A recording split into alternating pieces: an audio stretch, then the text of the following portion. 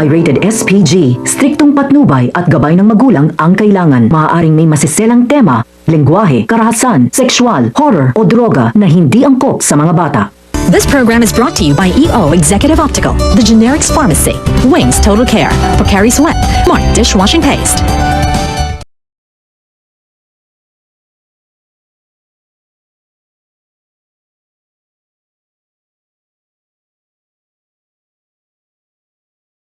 Magandang umaga sa inyong lahat! Biro Manila, pag binato ka ng tinapay, batuhin mo rin ng palaman. At kung may problema ka, sa amin mo, ibato yan! Dahil dito, solusyon ang ipapato namin sa iyo. Kahit ano pa yan, huwag mong titimin. Pag may issue, ating harapin. Dito sa Pag-Isyaw! Sige partner, huwag na natin patagalin pa. Ngayon ay mayroon tayong apat na kumpenas na niloko di umano ng isang babae. Paano kaya sila naloko at bakit sila naloko? Ngayon ay ating aalamin. Papasukin sila!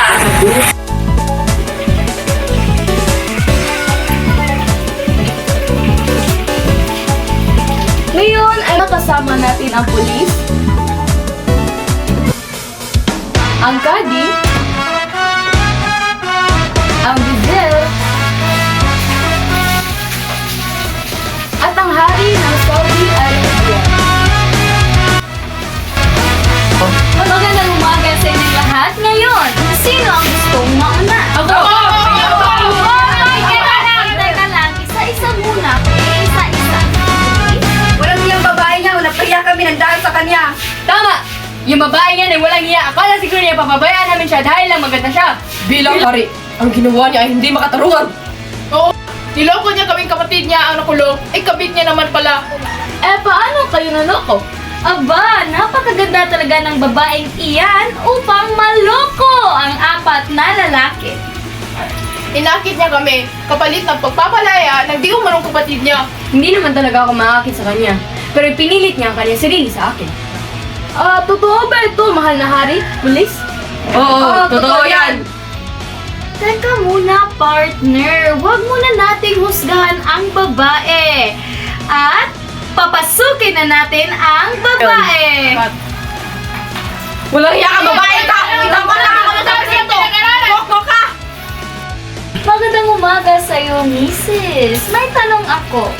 Totoo ba ang kanilang sinasabi na inakit mo sila upang tulungan kang mapalaya ang iyong kabit? Inakit ko sila dahil nagpapaakit naman sila. Hindi ko naman kasalanan maganda ako eh. At isa pa, hindi ko naman pinilit ang aking sarili sa kanila.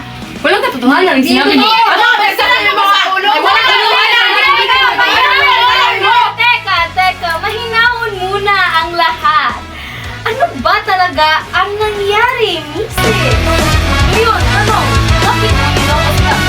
Ganito kasi yan eh. Hindi pinapakulong ang aking iniibig sa hindi namin kakilala. Kaya ayaw pumunta kami sa pulisya.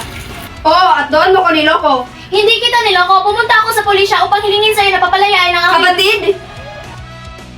Oo na, hindi ko siya kapatid. Ngunit humingi ako ng tulong sa'yo, tinanggihan mo ako at humingi ka ng kondisyon. Anong kondisyon? Gusto niya ako makasama sa kanyang bahay. Oh, Didi, oh! Totoo ba ito? Pero tumanggi ako. Instead, sinabi ko sa kanya na siya na lang pumunta sa aking bahay at pumayag din naman siya. Totoo ba ito?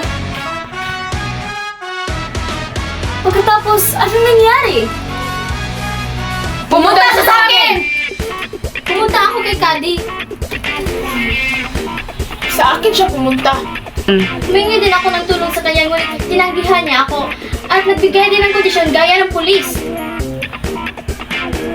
Abangan at patuloy niyong subaybayan ang susunod na mangyayari sa Pag-Isyaw!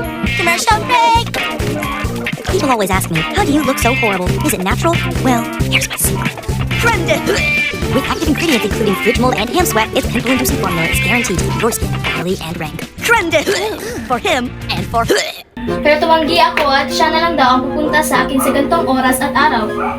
At pumayag ka din, Kadi? At ganoon na rin ang nangyari sa mahal na hari at kay Vizier. Matanong ko lang, Mrs. Bakit silang apat pa ang hiningan mo ng tulong? Niloko pala. Para ma-sure. Oh, Didi, oh! Ano yung sinasabi nilang napahiya? Hindi ko alam. Sinungaling! Paglabas namin mula sa cabinet, wala na kami mga damit! Ang natira na lang sa aming mga suot ay aming mga roba. At paglabas namin, lahat ng tao ay nakatitig sa amin. Walang niya naramdaman namin ang araw na iyon! So, may nangyari sa inyo? Wala. Pinasuot ko lang naman sila ng roba. Ang mukha mo! Asan ang mga damit namin? Tahimik! Complainants! Pakiupo? Ano ang gusto niyong gawin ni Mrs.? Ipakulong siya! Ipakulong na yan! Kaya yung mamatay sa kulungan. Meron ka bang huling sasabihin? Kung nanonood ka man, ang gusto ko lang sabihin ay wala akong pagsisisi sa lahat ng aking ginawa dahil minahal mo ako.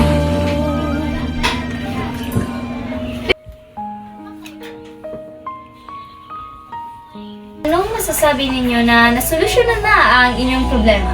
Gumaan ang aking loob. Sige ako. Buti na sa kanya. Gumaan din ang aking loob, ngunit ang kahiyan ay nanatili at dapat na itong pagbayaran. Masaya kaming nakapaglingkod sa inyo.